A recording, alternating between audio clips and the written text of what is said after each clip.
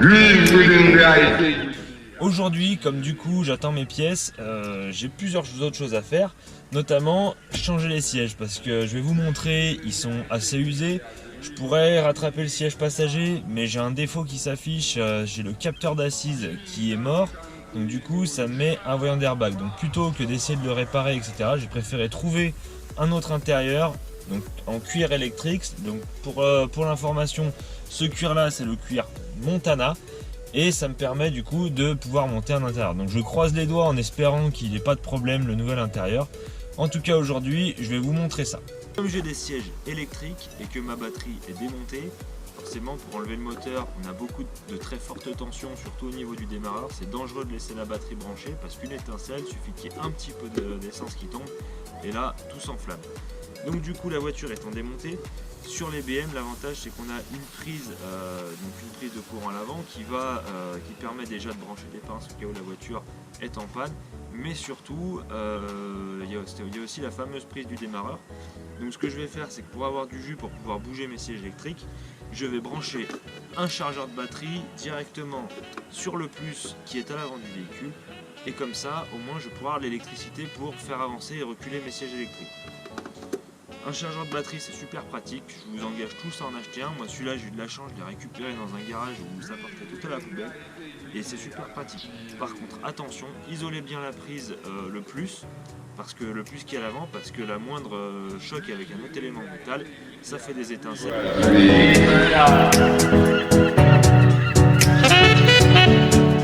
Live within the integrity as the G-Live. Giving thanks and praise, oh Jah, Rastafari.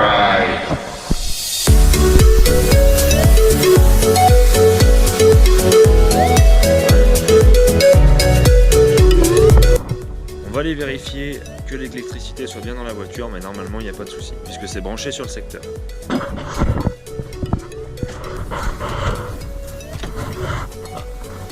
Il y a de la lumière, donc c'est bon. Normalement, il y a un mauvais contact. Donc ce siège là, il y a un mauvais contact, la prise est complètement éclatée, donc c'est le siège conducteur. Vous pouvez voir que pourquoi je le change aussi, parce qu'il est vraiment usé. Le cuir est vraiment attaqué et surtout ici il est déchiré. Donc refaire un siège ça coûte vraiment beaucoup plus cher que d'en acheter des d'occasion en bon état. Donc c'est pour ça que je préfère faire ça.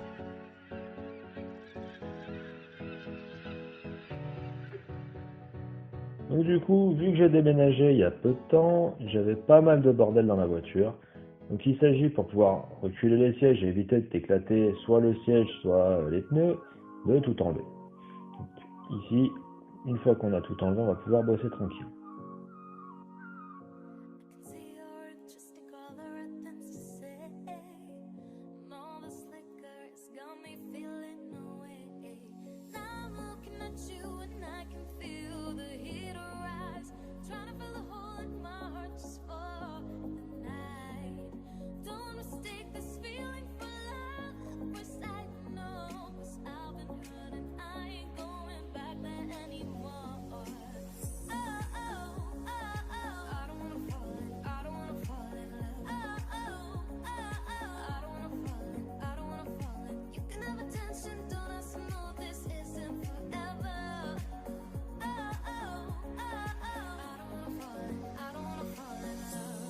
Donc j'ai reculé le siège dans sa position la plus au fond possible.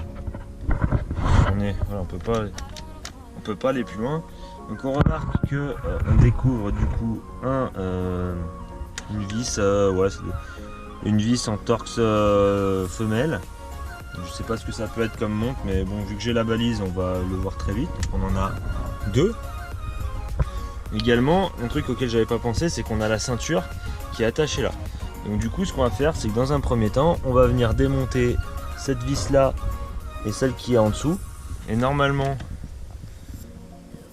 il y en a une derrière.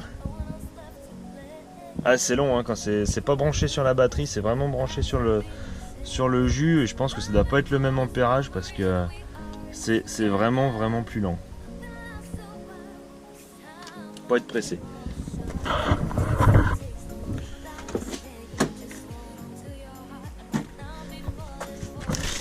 Là, on a d'autres vis. Et on a encore une petite attache ici. Donc je vois d'autres vis derrière cette espèce de clips là, donc on va voir ce que ça va donner. Alors grâce à la magie de l'accélération, on peut me voir démonter tout ça très vite. Donc, pour revenir sur les petits clips qu'on a vu juste avant, donc ceux qui sont sur les rails, ils sont très fragiles, donc démontez-les vraiment précautionneusement avec un tournevis. Il s'agit juste de faire glisser le tournevis dessous, histoire de les désengager en fait du rail, et après il faut juste les faire glisser vers vous, peu importe le côté. Donc, ce sera assez simple. C'est valable surtout pour ceux de derrière, puisque ceux de devant on a accès aux vis assez facilement. Ensuite, concernant les prétendus vis qui fixent la platine sur le siège, moi vu que ma voiture avait déjà été un peu bidouillée, il y avait des vis, mais sinon d'origine c'est des petits clips. Donc, vous pouvez les retrouver chez VM sans problème et aller les récupérer.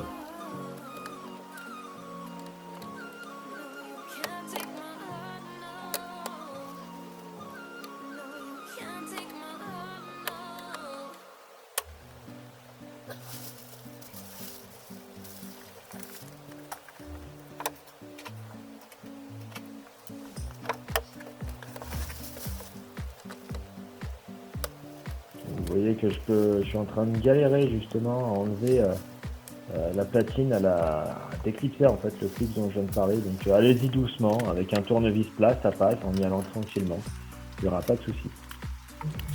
Et au besoin, aidez-vous d'une pince coupante, pas pour couper le clip, mais juste pour le saisir de façon plus pratique et le tirer vers vous. Ici, je me suis embêté à enlever la platine, alors qu'en soi, il n'y a pas forcément besoin de l'enlever puisque la ceinture, elle est fixée juste par une douille en torque 50, une vis en torque 50, à laquelle vous pouvez accéder. Donc là, je vous explique qu'il y avait une vis qui était planquée dans le siège et que voilà, c'est ce qu'il manquait pour l'enlever. Voilà.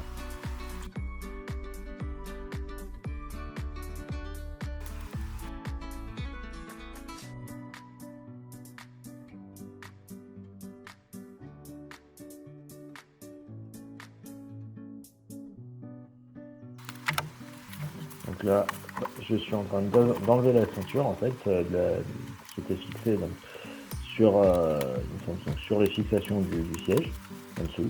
Donc torque 50, comme les 4 vis de fixation des sièges, hein, c'est du torque 50. J'avais pas la référence juste avant, mais voilà. Donc là actuellement je suis en train d'enlever toutes ces petites vis. Il n'y a rien de très compliqué, hein, juste enlever ces vis.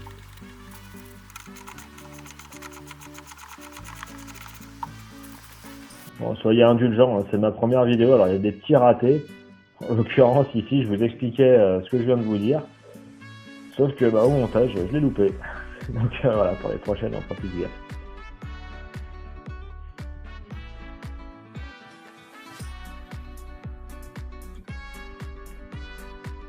Ce petit bruit vachement viril, c'était pour vous dire que c'était du torque 50. Ah, joyeux Noël, hein. Désolé de vous montrer mon cul, mais j'ai pas trop le choix. Il n'y a pas 15 millions d'endroits pour que vous puissiez voir le démontage et fixer la caméra. On s'est débrouillé comme on pouvait.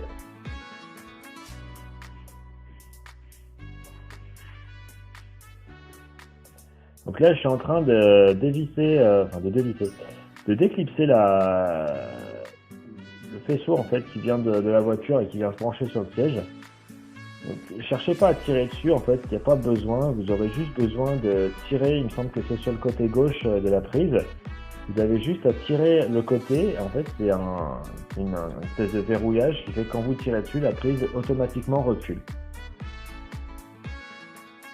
Ne tirez pas dessus par l'avant, ça sert à rien, vous avez juste à tirer par la gauche et tirer légèrement la prise vers vous, et ça passe. On n'a pas toujours l'occasion de démonter ces sièges, donc pendant qu'on y est, on a un grand coup d'aspirateur, ça fera du bien, ça évitera que ce soit pourri. Bon, alors, si j'avais voulu pousser le vis, j'aurais tout nettoyé avec de la brosse et une solution pour nettoyer facilement, mais bon, on n'est pas là.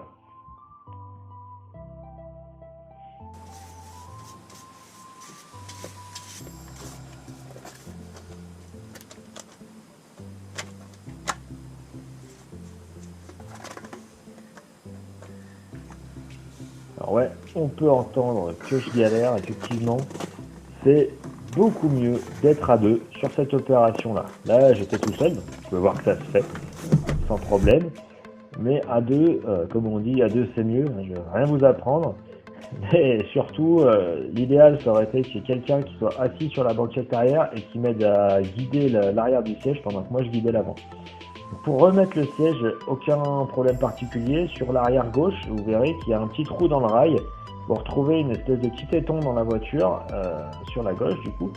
Vous aurez juste à mettre ce petit téton dans le trou du rail et après ça vous servira de centreur et vous pourrez refixer le siège de manière beaucoup plus pratique. À ce moment-là, je ne le savais pas vraiment. C'est maintenant que je vais le découvrir.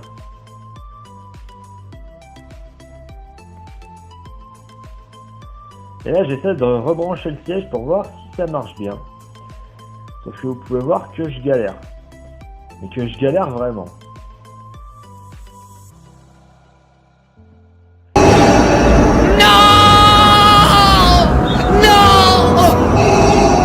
Et ouais, c'est des phases 2 et j'ai une phase 1.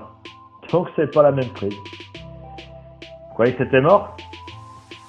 Ah, vous me connaissez pas encore. Donc je suis parti d'un constat simple, c'était que effectivement sur des sièges électriques, ça reste ni plus ni moins que une partie mécanique avec une partie électronique. Donc j'ai démonté les deux, enfin j'ai enlevé le siège que j'avais mis et je me suis rendu compte en le comparant avec le siège de phase 1 qu'en soi les moteurs électriques et les connecteurs étaient globalement les mêmes. Donc je me suis dit qu'on allait swapper les faisceaux. C'est exactement ce que je suis en train de faire. Donc sur la gauche le siège phase 2 et sur la droite le siège phase 1. Pour réaliser le swap de faisceaux, vous avez juste à avoir un tournevis avec plusieurs embouts Torx et des tournevis cruciformes. Enlevez précautionneusement le faisceau, donc de le déclipser de son logement, du châssis du siège. C'est pas très compliqué, c'est tout vissé, enfin c'est tout fixé par des rivelants. Il y a juste à couper les rivelants, à y aller proprement. Sur le siège passager, je me suis pas embêté à enlever le dossier du siège, ce que je vais faire juste après sur les sièges conducteurs. Parce que le faisceau, donc vous avez accès à tout en les retournant, sauf à celui qui monte à l'appui-tête. Pour que ce soit beaucoup plus simple, je vous conseille ce que je ferai après, c'est d'enlever le dossier. Malheureusement, j'ai pas pu avoir la suite du démontage du faisceau sur le siège passager. Là, je me remets à démonter le siège conducteur. Même punition, sauf que là, je vais aller beaucoup plus vite, c'est-à-dire douille en Torx 50, grosse clé. On commence par démonter derrière.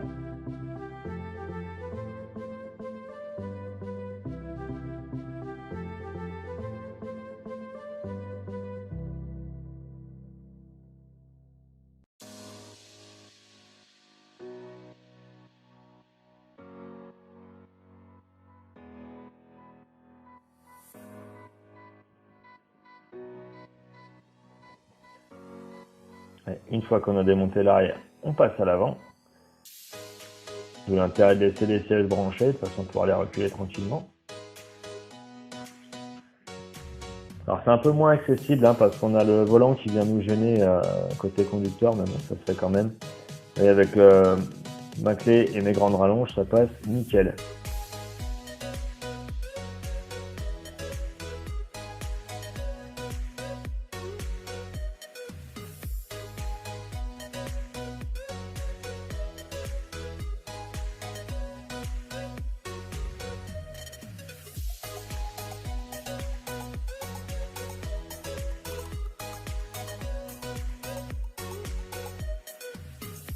On avait enlevé toutes les vis.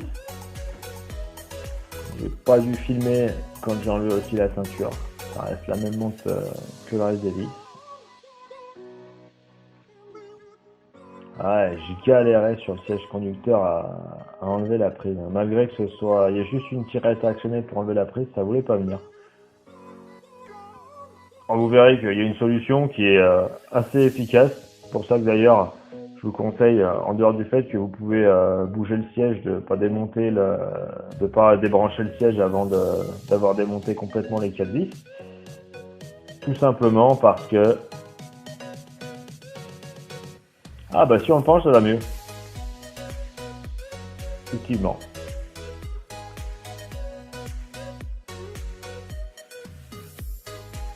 Hop. Et voilà, c'est fait. Ouais. Je vais encore galérer à sortir ce siège.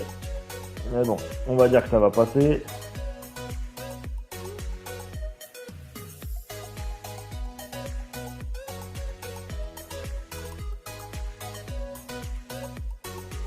Encore une fois, si vous pouvez être deux pour remonter, enfin pour démonter et remonter, c'est toujours plus facile.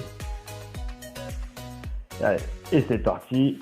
Donc là, vous pouvez me voir démonter le côté vraiment où il y a le... Bah ça c'est...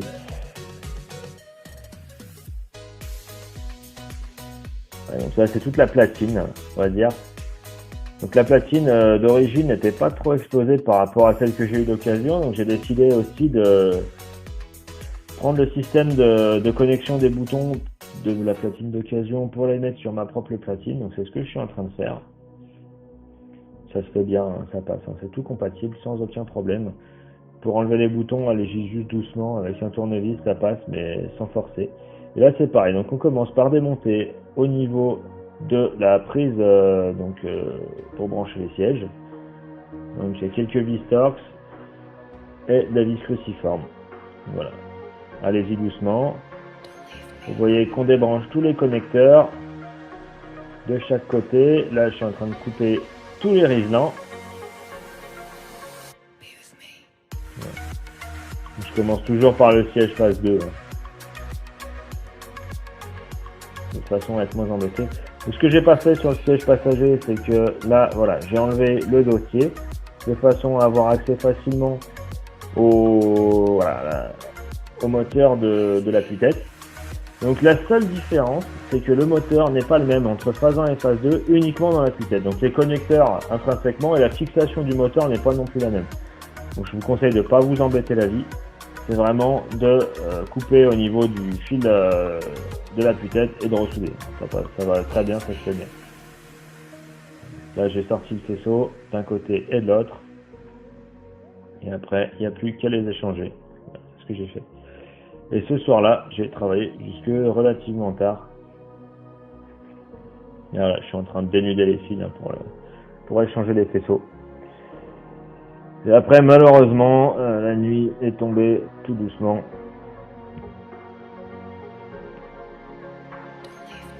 Donc travailler de nuit, après ça se fait, surtout l'été, mais bon, vous y aurez rien vu.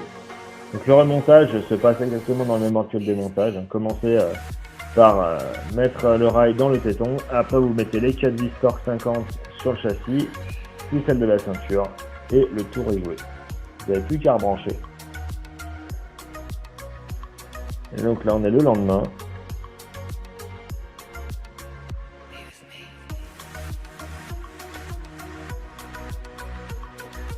Et miracle, ça fonctionne. Tout fonctionne parfaitement. Le seul souci que j'ai eu, c'est la tue-tête passager qui fonctionne pas. Donc voilà, je redémonte à l'occasion, mais bon, pour le moment, c'est pas spécialement indispensable. Voilà, donc ça fonctionne dans toutes les positions. C'est ce qu'elles disent toutes.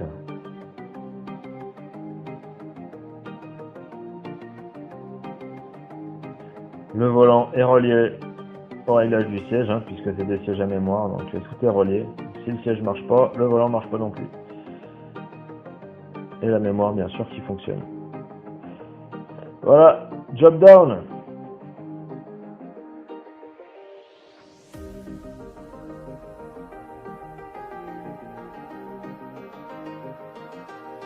Vous pouvez voir qu'il faudra que je recolorise tout ça. C'est nettoyé, mais il faudra le recoloriser. Et bah ça y est les amis, on a enfin monté donc les sièges, les nouveaux sièges de la voiture, donc neufs, nouveaux parce que je les avais pas avant, mais ils sont loin d'être neufs, c'est des sièges que j'ai récupérés d'occasion. Donc si on fait un petit bilan, je m'étais dit ça fera 1 heure, 1 heure et demie pour changer les 2 sièges avant.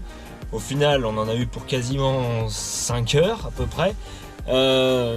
Qu'est-ce qu'on peut dire de tout ça ? que pour tous ceux déjà qui doutent de se lancer dans changer des sièges électriques sur une série 539, allez-y, franchement c'est pas compliqué. J'ai essayé de décrire les choses du plus simplement possible dans mon tuto.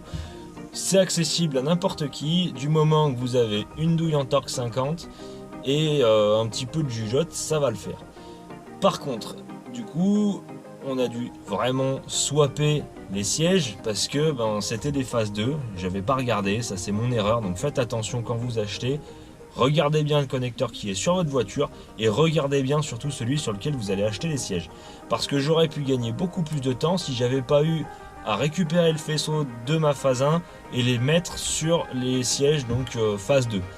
J'ai dû aussi modifier certaines prises, etc. Tout ça prend du temps, mais le résultat franchement est à la hauteur et il manquera plus qu'une petite coloration sur les sièges de façon à leur redonner vraiment le teint qu'ils avaient à l'origine.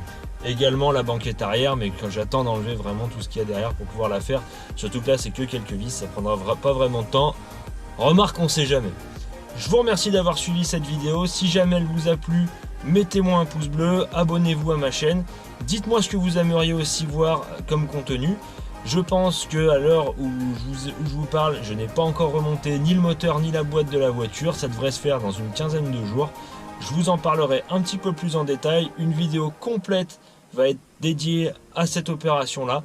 Parce que c'est vraiment une aventure. À la base, je devais juste changer le joint de culasse et je me retrouve à changer de moteur. Si vous voulez en savoir plus, suivez ma chaîne, suivez mes vidéos et dites-moi ce que vous en pensez dans les commentaires.